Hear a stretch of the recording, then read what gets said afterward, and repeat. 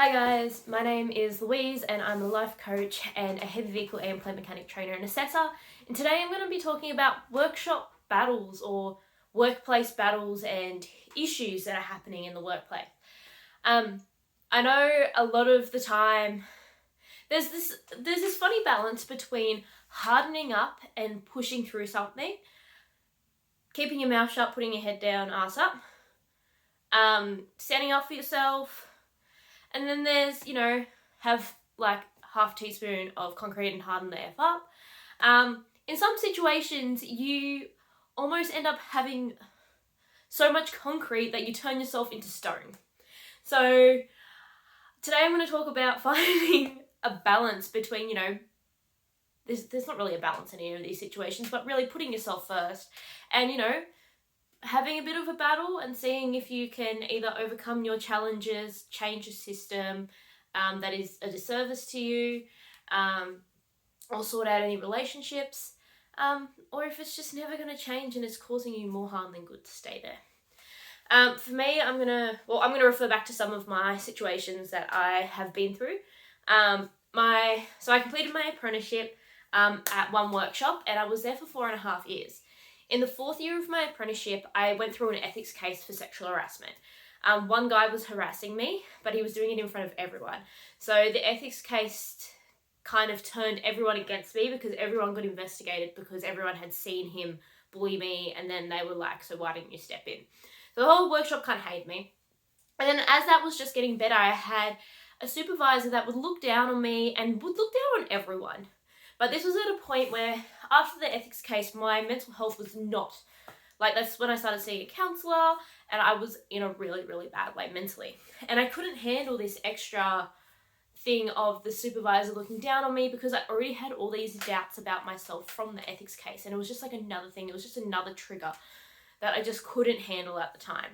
I ended up standing up to him, which fixed the issue for about a day, and then I spoke to my workshop supervisor and, they were like, oh yeah, cool, try and sort out your anxiety. They gave me a week and they were like, oh, you're still anxious. And then after that, so it had been about 3 or 4 months. No, it had been longer. I stood up to him in February. I ended up leaving that workplace in October and I was a wreck. I was shaking all the time. Was it October? No, it was the month before October, whatever that was. And I was shaking all the time and I just couldn't handle it. There was just so many triggers for my anxiety that I couldn't work on myself because I was so exhausted just trying to function. And that was a situation where, I felt like I gave it a good hard crack and I battled, I had my half teaspoon of concrete and hardened the F up. And I literally, I felt like I couldn't have any more concrete. My mind was just not great. So I made the decision to pull the pin. I had another job to go to straight away, which was amazing. And they knew about my mental health issues and the struggles that I had been having at that workplace. Took me on, nurtured me, and it was amazing. And I cannot thank those people enough for taking me on. But that time, so I worked at that workplace. So the second workplace, I worked there for about 2 years. And that also come to an end of it. It was a different situation when it ended, that workplace, because a few months after working there, my boss told us that he had cancer, but he was going to be okay. So we had that layer of worry about him. But he was still strong, fit and healthy, and you couldn't tell. A few months after that, I started dating his son.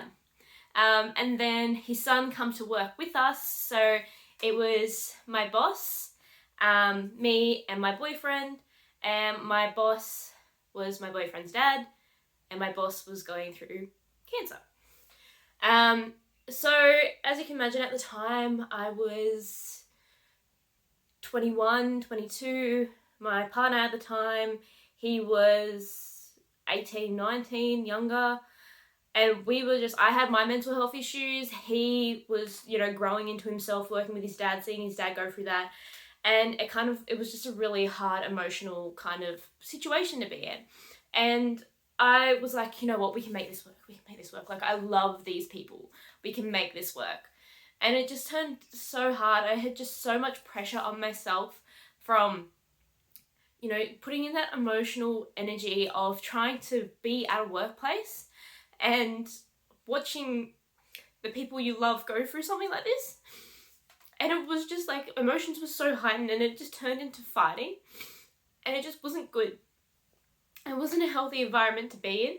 And it was almost just making everything worse. So I made the decision to step out of the workplace to try and keep the relationships going, which they managed to keep going for a year afterwards.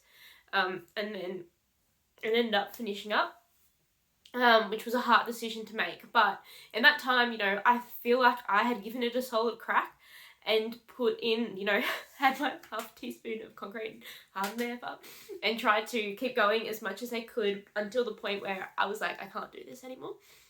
After that, I had a few different changes, and then I ended up working at my last full-time job, which was as a trainer and assessor. So none of these workplace issues. I thought at the beginning, like the first 2 months, it was amazing. And then these issues started coming up with the system not working right, and I was finding all these problems. And then I was bringing up the problems, and not only just bringing up the problems, I had solutions to go alongside the problems, and I was putting this work forward and work forward and work forward. And then a few months later, they were like, oh no, this is all wrong. Everything's fine the way it was, and blah, blah, blah. I just kept going backwards and forwards. And I was in a position where I cared so much about my students. Like, I wanted the best for them. I wanted them to learn so much, and there was so many different opportunities for them to learn and grow. And I felt like I couldn't give them that with the material that I had, and I wanted to do the behind the scenes stuff to make it easier for the trainers. And I was just in this kind of turmoil of, yes, you can help the students, and then it was like, cool, the students are having issues with this. Oh no, it's not your job. Oh, okay, your job is to train. All right, I'm going to train, I'm going to make some material to train with. Oh no, you can't do that, there's already material, it was made in 1992. And I'm like, yeah, no. And then going through that, and then there was one particular person that was a really big trigger for my anxiety. Not so much a trigger, like she would do something and I would go through the process. Okay, this agitates me because A, B, and C. All right, cool. I control my feelings, my thoughts, and my emotions. And then I'd move on, and then something will happen again. Same process, you know, bring myself back up. No, I control my thoughts, but just staying in control of what. And my bubble of kind of control over things that I could work on was just getting smaller and smaller and smaller.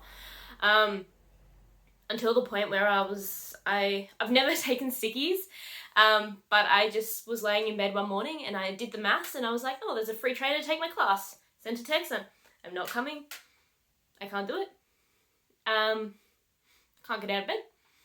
And that was the point where I was like, this is really it. I've had a bit too much concrete and I cannot get out of bed. So there was that. So they were like my 3 biggest kind of battles that I had. I feel like maybe the first and the last one are pretty similar. And then the middle situation was a whole different thing. But there's a point, like, so guys, there's always a point. There's like, you know, don't give up, you know, fight it, or fight if there's a fight to be had, you know, sometimes someone has to have it. They have to you have to shake the apple tree to get the apples to fall out. But it's important to make sure that you're not bashing your head against a brick wall. Like so going back with the apple tree thing, you shake it and the apples fall down. If you're bashing it with your head and no apples are coming out and you're just getting a big ass bruise, then you need to find a different tree to shake. There's a point, like, so you gotta, you know, go through your battles, but you really need to put a time limit in, or a limit on how you're feeling for the situation. If you're going through any type of harassment and you're trying to deal with that by having conversations and trying to change the way that you talk to people and having these upfront conversations with people about how they're making you feel, and they keep repeating the behavior over and over and over again, and it's really getting to you, but give yourself a time limit. Say, okay, you know what? This is the day that I stood up to them. I'm going to give it 3 months. If it doesn't get any better than in 3 months, I'm going to leave. You know, I've had this issue with my supervisor. I'm taking it up. You know, if it doesn't get any better in 6 months, I'm going to go. Like, You can't just keep going over and over and over again. You can only have so much concrete before you turn into a stone. And I think a lot of that kind of stuff, if anyone's worked at workplaces where the culture isn't great, and then there's those older people that are kind of a bit dead on the inside, and they're just going with the flow and just like, whatever, they've had too much concrete and they've turned to stone. And we don't want that, because your personality is amazing and you want that to shine through. And for me, that's another thing, my personality. If my personality actually starts to change to deal with the situation, it's not worth it for me. Alright guys, so I've had some conversations with some lovely people who are going through some not so great situations. And a lot of people do like to battle it out, and some people can't hack it. And it's not a reflection on your strength. It's just a reflection of... It's not really a reflection of anything. It's just a decision that you make. Is it a battle worth fighting or not? And if you say it's not a battle worth fighting and you're going to go somewhere else, and that's totally fine. But put your mental health first. Your mental and your physical health comes first. No job is worth destroying your body and your mind over. No job is. Alright guys, so sorry for getting a bit emotional. Some of these hurdles that I've overcome and tried to fix and battle have a really close spot in my heart. And I really appreciate everyone who's made it to the end of the video. And I really want, if you're navigating through a situation like this, like any different type of battle that you're having at work, or you're wanting to step up. Now I'm going to start talking about stepping up and achieving goals while I'm crying.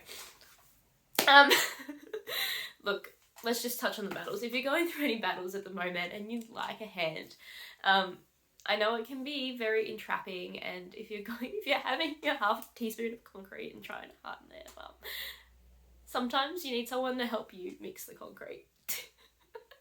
I don't know where I'm going with this concrete analogy, it's just kind of stuff. Guys, I'm here for you. Please DM me, please have a conversation. We can book in a time to have a call. I'd love to see how I can help you, and I really want you to succeed and just shine and grow and not become a stone because you have so much concrete. Alright guys, please keep on smashing it. You guys are amazing, and I respect and love all of you. Alright guys.